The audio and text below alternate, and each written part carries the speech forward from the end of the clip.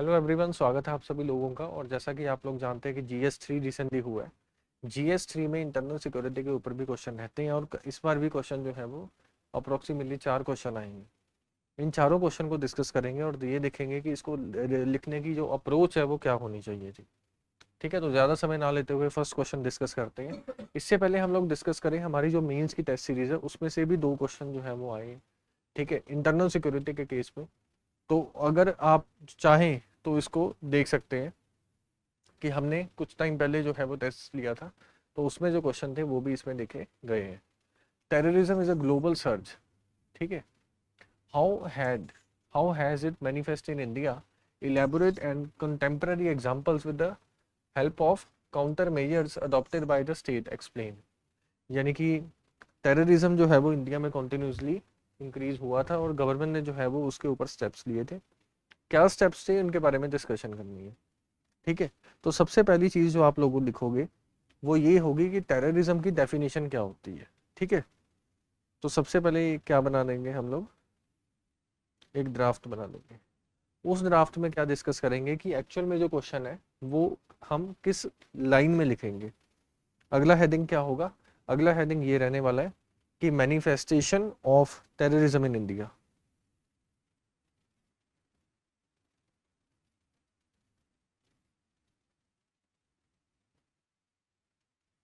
India clear है। उसके बाद हम लोग लिखेंगे कि गवर्नमेंट ने जो है वो क्या क्या मेजर लिए हैं। इसको आप चाहें तो 4 पार्ट्स में डिवाइड कर सकते हैं।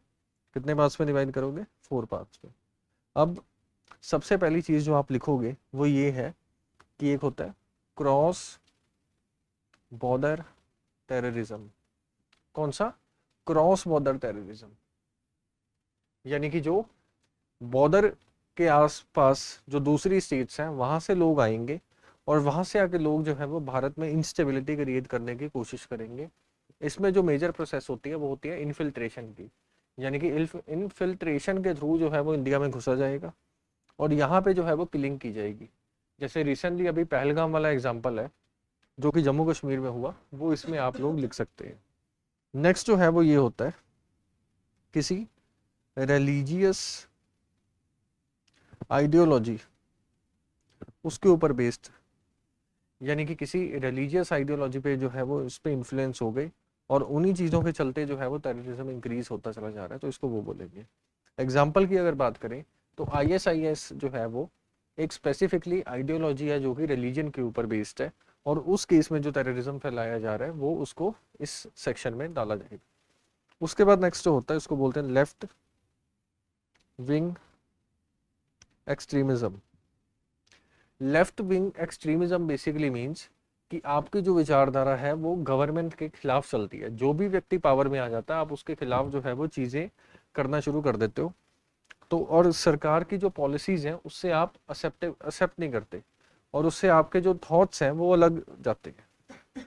अगर हम बात करें भारत की तो इंडिया में स्पेसिफिकली रेड कॉरिडोर के आसपास का जो रीजन है वहां पे जो टेररिज्म देखा जाता है तो उसको लेफ्ट विंग एक्सट्रीमिज्म के नाम से बोला जाएगा। एंड उसके बाद नेक्स्ट कौन सा है, इथेनो नेशनलिस्ट, इथेनो नेशनलिस्ट टेररिज्म। अब इस केस में क्या होगा, ये होगा कि स्पेसिफिकली कोई एथनिक ग्रुप है हिस्टोरिकली जिसके ऊपर जो है वो कुछ अत्याचार हुए हैं। वो जो रिलीजियस वो एथनिक ग्रुप है वो अपना एक रिलीजियस ऑर्गेनाइजेशन या कोई एथनिक ऑर्गेनाइजेशन बना लेगा और उस बेसिस पे वो है जो इंस्टेबिलिटी क्रिएट करने की कोशिश करेगा। और उस केस में क्या होगा कि टेररिज्म इंक्रीज होना शुरू हो जाएगा। अगर हम बात करें नॉर्थ ईस्टर्न स्टेट्स की तो यहाँ पे जो एथनिक ग्रुप्स हैं इन्होंने भी ऐसा किया, इस वजह से इसकी बेस्ट एग्जांपल वो आप लिख सकते हैं। ठीक है, और इसके बाद जो है वो नेक्स्ट आप हेडिंग क्या बनाओगे, नेक्स्ट आप हेडिंग ये बनाओगे कि कॉन्टेम्पररी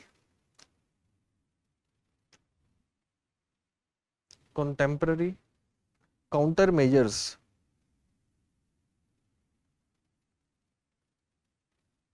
बाय द स्टेट। यानी कि भारत के द्वारा कौन से ऐसे काउंटर मेजर्स लिए गए हैं जिसके थ्रू इसको रोकने की कोशिश की गई है। तो सबसे पहला जो आप लिखोगे वो ये लिखोगे कि लेजिस्लेटिवली जो है वो रिफॉर्म्स लिए गए।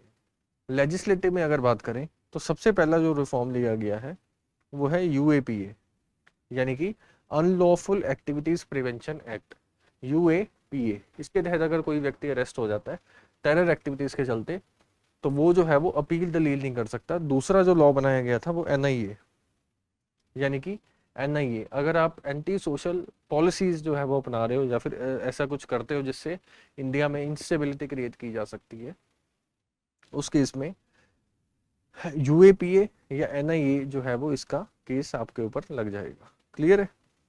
नेक्स्ट क्या किया गया, ऑपरेशंस भी गवर्नमेंट के द्वारा जो है वो चलाए गए हैं, जैसे कि काउंटर सर्जिकल स्ट्राइक्स होती हैं, ऑपरेशंस होते हैं, जिसमें CAPF और इन सब लोगों ने भी ऑपरेशंस जो है वो चलाई। FATF एक इंटरनेशनल ऑर्गेनाइजेशन है जो क्राइम के बारे में इंफॉर्मेशन और टेररिज्म के बारे में इंफॉर्मेशन जो है वो रिलीज करती है। उसमें भी कई रिपोर्ट्स हैं जिसमें इंडिया के बारे में जिक्र आया, तो इंडिया ने उन पॉइंट्स पे भी ऊपर भी काम जो है वो किया। प्लस ये है गवर्नमेंट ज़्यादा से ज़्यादा डेवलपमेंट की कोशिश कर रही है, जितनी ज़्यादा डेवलपमेंट होगी उतना ज़्यादा उस एरिया में टेररिज्म जो है वो कम हो सकता है। तो ये सब स्टेप्स हैं जो गवर्नमेंट के द्वारा लिए गए हैं। फाइनली आपको क्या करना है कि लास्ट में एक कंक्लूजन ऐड ऑन कर देंगे, और इस तरीके से फर्स्ट क्वेश्चन जो है वो आपका हो जाएगा। क्लियर है? अब चलते हैं नेक्स्ट क्वेश्चन की तरफ, और नेक्स्ट क्वेश्चन जो है वो किसके ऊपर है, the government of India recently started that the left wing extremism will be eliminated by 2026. What do you understand by LWE? यानी कि लेफ्ट विंग एक्सट्रीमिज्म से आप क्या मानते हैं? How are the people affected by it?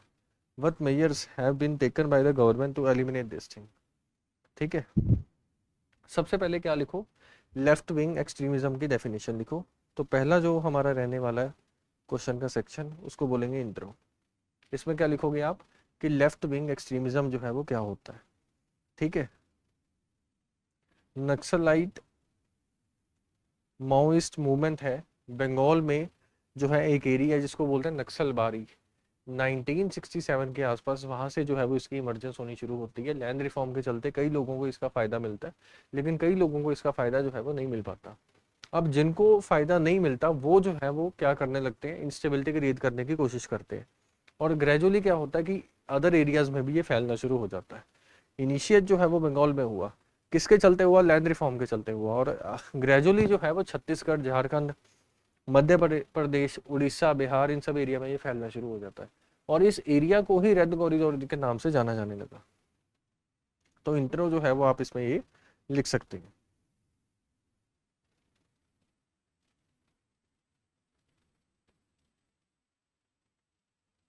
Next आ गया impact, कि इसका लोगों के ऊपर जो है वो क्या इम्पैक्ट पड़ेगा ऑन पीपल। ठीक है, तो इसको आप क्या करो कि 4 पार्ट्स में डिवाइड करो। ठीक है, कितने पार्ट्स में, 4 पार्ट्स में।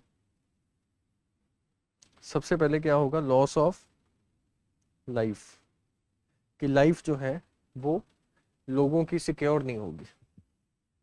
नेक्स्ट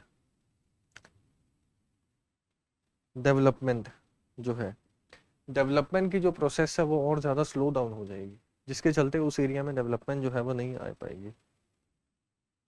इनसिक्योरिटी, क्योंकि लोग जो है वो इस चीज़ के बारे में जानते हैं कि ये जो है वो टेररिस्ट अफेक्टेड एरिया, तो इकोनॉमिकली वो अच्छा परफॉर्म नहीं कर सकते, और उस एरिया की जो डेवलपमेंट है वो कॉन्टिन्यूसली डिक्रीज होती चली जाएगी।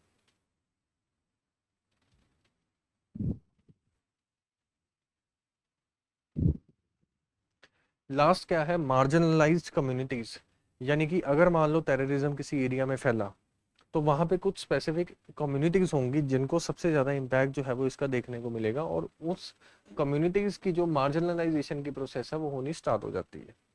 ठीक है, नेक्स्ट आ गया government measures to eliminate LWE, यानी गवर्नमेंट जो है वो क्या क्या स्टेप्स लेती है इसको एलिमिनेट करने के लिए। ठीक है, गवर्नमेंट जो है वो क्या क्या स्टेप लेगी इनको एलिमिनेट करने के लिए। तो इसको ध्यान से देखो, फर्स्ट स्टेप जो गवर्नमेंट ने लिया, इसको आप 4 पार्ट्स में जो है वो डिवाइड कर सकते हो। पहला चीज़ है समाधान, समाधान डॉक्ट्रिन। इसमें जो है वो स्मार्ट लीडरशिप, अग्रेसिव स्ट्रेटजी जो है वो इन सब चीज़ों को अपनाया गया, और इसमें क्या हुआ कि ग्रेजुअली जो है वो लेफ्ट विंग एक्सट्रीमिज्म जो है वो खत्म होना स्टार्ट हो गया। ठीक है, प्लस ये भी है कि सरकार ने इस एरिया के लिए काफ़ी ज़्यादा स्टेप्स उठाए हैं, जिसके चलते मॉडर्नाइजेशन सरकार ने किया, और इस एरिया में इकोनॉमिकली आपके पास अच्छे ऑप्शन हो तो ये भी स्टेप्स जो है वो लिए गए हैं, यानी कि डेवलपमेंट इनिशिएटिव्स। एक प्रोग्राम होता है जिसको बोलते हैं एस्पिरेशनल डिस्ट्रिक्ट प्रोग्राम। उस केस में क्या होता है कि इस स्पेसिफिक डिस्ट्रिक्ट में ये चीज़ फेमस है, तो वहाँ के जो लोग हैं उनके लिए ये चीज़ को ऊपर उठाया जाए, तो ये भी जो है वो गवर्नमेंट के द्वारा किया गया। और गवर्नमेंट ने क्या पॉलिसी अपनाई है जिसको बोलते हैं सरेंडर एंड रिहेबिलिटेशन पॉलिसी, यानी कि अगर आप सरेंडर कर देते हो तो दोबारा से आपको किसी एरिया में सेटल डाउन जो है वो कर दिया जाएगा। ठीक है, इंटरनेशनल लेवल पे भी हम लोग कॉपरेशन जो है वो कर रहे हैं। और लास्ट में क्या करना है, आप लोगों ने एक कंक्लूजन जो है वो नोट डाउन कर देनी है। क्लियर है, इजी क्वेश्चन था, अप्रोचेबल था। Next, what are the major challenges to internal security and peace process in the North East states? Map the various peace accords and agreement initiated by the government in the past decade. पिछले 10 साल में government ने जो steps लिए हैं इस area को improve करने के लिए, उनके ऊपर लिखना है। प्लस ये है कि मेजर चैलेंजेस के बारे में डिस्कस करना है जो कि नॉर्थ ईस्टर्न स्टेट्स में फेस किए जाते हैं। पहले क्या लिखोगे, इंट्रोडक्शन, जिसमें क्या लिखोगे, सिंस 2014 काफ़ी सारे वल्नरेबल ट्राइबल ग्रुप्स हैं जो ग्रेजुअली इससे बाहर निकल रहे हैं। ठीक है, लेकिन still there are major challenges, और मेजर चैलेंजेस को कितने पार्ट्स में हम लोग डिवाइड कर सकते हैं, 3 पार्ट्स में। पहला जो है वो ये रखना है आपने, पोरस इंटरनेशनल बॉर्डर। अगर हम नॉर्थ ईस्ट की बात करें या फिर हम लोग बंगाल की बात करें, तो वहाँ से बांग्लादेश और नॉर्थ ईस्ट में मिजोरम मणिपुर के आसपास जो है वो म्यांमार, इनके जो बॉर्डर्स हैं वो बहुत ज़्यादा पोरस है। यहाँ से इजीली जो है वो आया जा सकता है, और मान लो कोई एक्टिविटी ऐसी इंस्टेबिलिटी क्रिएट करके भागा जा सकता है। तो पहला जो चैलेंज इंडिया को फेस करने को मिलता है वो क्या है कि बॉर्डर्स जो है वो इसको इजीली क्रॉस किया जा सकता है। ठीक है, नेक्स्ट ये है कि यहाँ पे बहुत ज़्यादा एथनिक ग्रुप्स हैं, तो एथनिक फॉल्ट लाइंस के चलते लोगों को कॉन्टिन्यूसली डिवाइड किया जा रहा है, तो ये भी एक चैलेंज है। ठीक है, इंटरनेशनल डिस्प्यूट भी उस एरियाज में हमारे चल रहे हैं, और इस इंटरनेशनल डिस्प्यूट का सबसे ज़्यादा फायदा जो है वो कुछ ऐसे स्पेसिफिक एथनिक ग्रुप्स उठाएंगे जो इंस्टेबिलिटी क्रिएट करके उस एरिया में चले जाएंगे। ठीक है, जो आर्म्स ग्रुप है वो बहुत ज़्यादा फ्रेगमेंटेड है, कंसोलिडेटेड नहीं है, यानी कि बिखरे हुए हैं। यहाँ पे कोई और आर्म्स ग्रुप चल रहा है, वहाँ पे कोई और, वहाँ पे कोई और। गवर्नमेंट ने इनको ख़त्म किया, पता लगता है कि वो जो है वो इमर्ज हो गए। ठीक है, नेक्स्ट ये है कि इलीगल इकोनॉमी जो है वो भी ये लोग पैरेलली रन करते हैं, और एथनिक ग्रुप में जो स्पेसिफिक उस एरिया के लोकल लोग हैं वो इन लोगों को प्रमोट कर रहे हैं। तो ये सब चीज़ें हैं जो मेजर चैलेंजेस में लिखी जा सकती हैं। अगर पीस अकॉर्ड की बात करें तो पीस अकॉर्ड के लिए आपको पिछले 10 साल में जो भी हुई है उनको लिखना जो है वो होगा।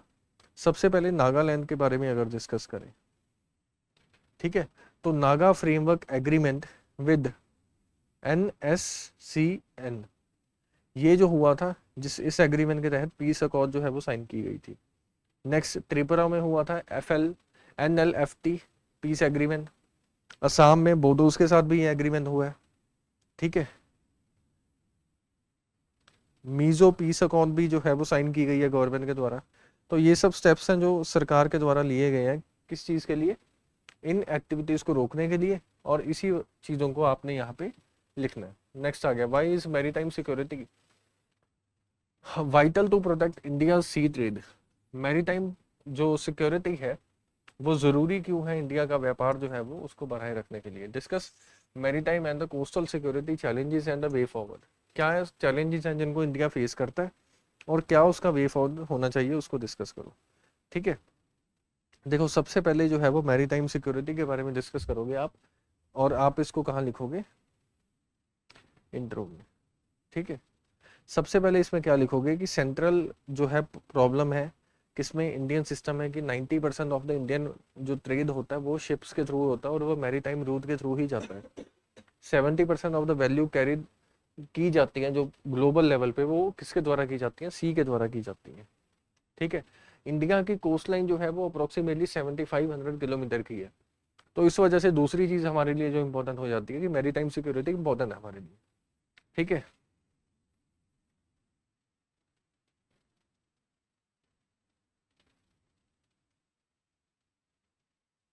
नेक्स्ट क्या लिखोगे कि why maritime security is vital for India's sea route, और इसको 4 पार्ट्स में डिवाइड कर लो। पहले सबसे पहले आपको लिखना है एनर्जी सिक्योरिटी, यानी कि एनर्जी की जो सिक्योरिटी है, 80% ऑफ इंडिया जो क्रूड ऑयल है, जो कि एनर्जी सेक्टर है, वो इसी रूट से आता है। अगर इसको हम लोग प्रिजर्व ना कर पाए तो उसके चलते हमारी इकोनॉमी भी जो है वो इम्पैक्ट होगी। नेक्स्ट ये है कि trade and economic growth, economic growth के लिए भी मैरीटाइम सिक्योरिटी जो है उसको मेन रखा गया और माना गया है, इस वजह से ये भी जो है वो सिग्निफिकेंट हो जाता है। नेक्स्ट आ गया स्ट्रेटेजिक लोकेशन। अगर इंडिया की लोकेशन देखें तो स्पेसिफिकली उस एरिया में स्थित है जहाँ से जो है अदर रूट्स भी कनेक्ट होते हैं, तो इस वजह से ये भी जो है वो इम्पोर्टेंट हो जाता है। रीजनल पावर्स हैं और उन पावर्स के चलते चाइना भी अपनी डोमिनेंस दिखा रहा है, तो उसके लिए भी मैरीटाइम सिक्योरिटी जो है वो ज़रूरी है। चैलेंजेस की अगर बात करें तो इंडिया के केस में चैलेंजेस को हम लोग 4 पार्ट्स में डिवाइड कर सकते हैं।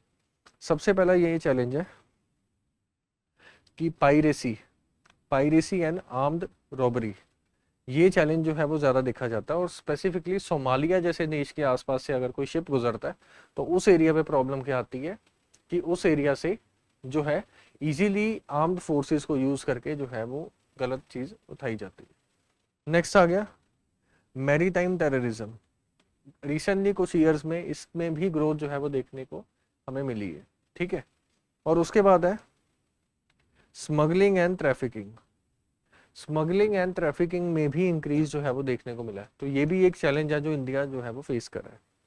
ठीक है, इलीगल ट्रेडिंग और फिशिंग जो है वो इस एरिया में देखी जाती है। नेक्स्ट आ गया गवर्नमेंट जो है वो क्या क्या मेजर्स अपनाती है।